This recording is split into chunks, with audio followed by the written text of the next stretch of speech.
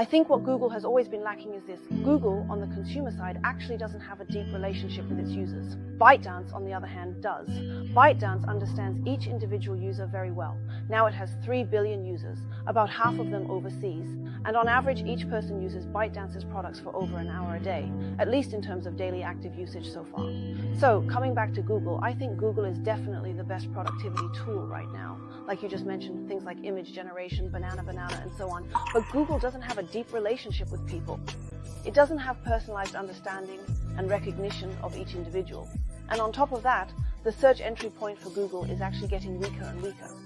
When I was at Google in July, I learned that YouTube is a very strong asset for Google. But even within YouTube, there are significant barriers to accessing public video data. So I think for Google, because it's a leading company and a monopoly in many areas, its regulations actually limit Google's innovation and ability to implement new developments. So while its underlying technology is incredibly powerful and constantly innovating, including our entire AI field, the Transformer was invented by Google. But when it comes to real-world application and commercial implementation, I think Google still faces significant bottlenecks.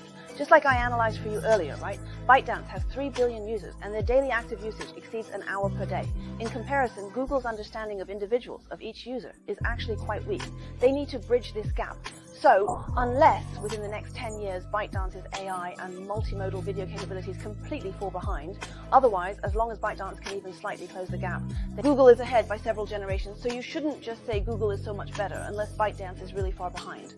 I think as long as the gap isn't 2 or 3 generations, just a single generation, then ByteDance will absolutely surpass Google in terms of commercial implementation. That's my prediction.